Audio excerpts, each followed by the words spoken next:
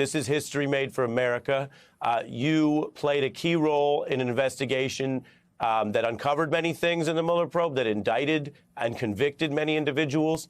But for reasons both structural and perhaps ephemeral, that did not lead to any greater accountability for then President Trump at the time. What is your reaction to Donald Trump now being indicted in New York under seal today, Andrew?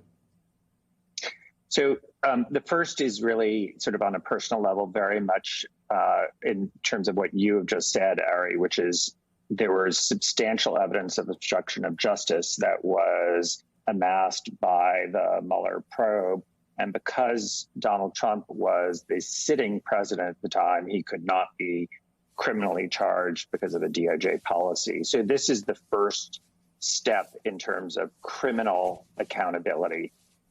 And I think it is really a testament to the American criminal justice system and the rule of law that we're seeing this.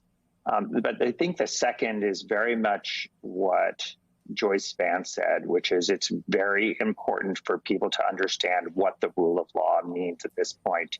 It means that Donald Trump is presumed innocent until and unless proven guilty beyond a reasonable doubt by a unanimous jury, as you know, Ari, and that there is now going to be a substantial amount of time before the trial happens. And that is because of the rule of law, because defendants are afforded, as they should be, substantial rights to make motions, to have discovery, and to prepare a defense.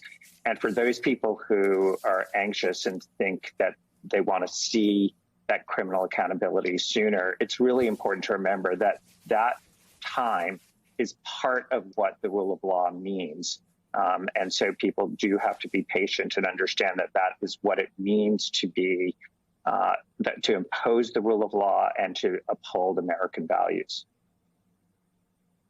What does it mean to Americans that a former president can be held to account this way?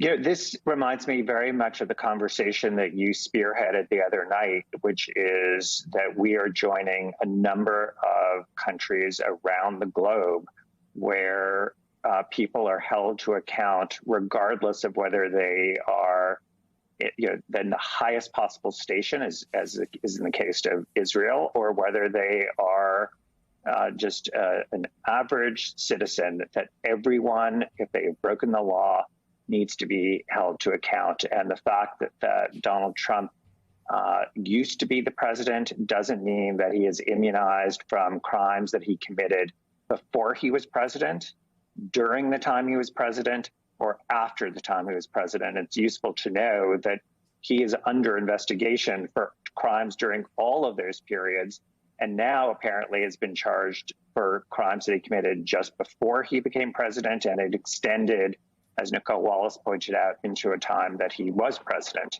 And I do think that this is really a truly historic moment, but I also think it's an important one for this country in terms of seeing our leaders as accountable to all of us, that they're not special. They're just human beings.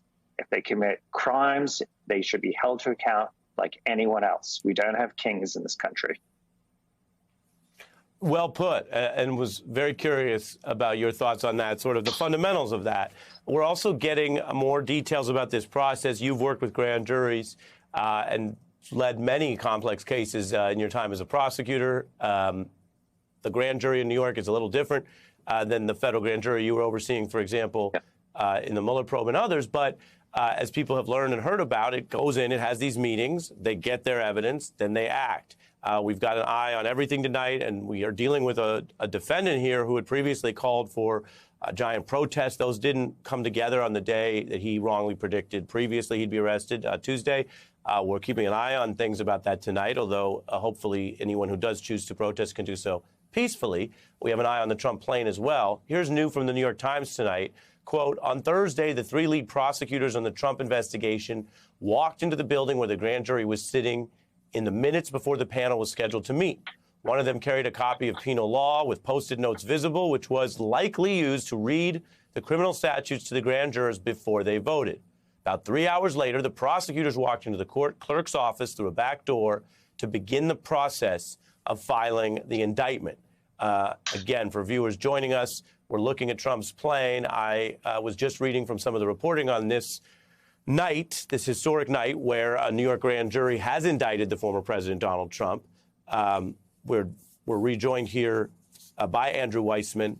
Andrew, those types of details and the other things we're hearing about this grand jury process, what does it sound to you like has occurred here? We know that the DA's office had this probe open for a while. We know from basically accounts and leaks from some of the veterans of this office that there were debates about how big of a case to bring or whether to bring a case regarding other financial matters that we don't think are carried in under this.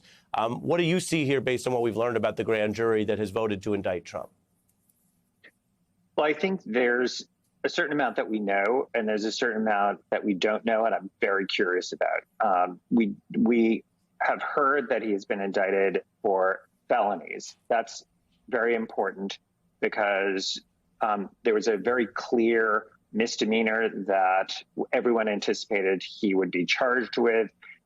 It's unclear what the felony is and what the theory is of the district attorney's office for how they got the misdemeanor to be so-called bumped up to a felony.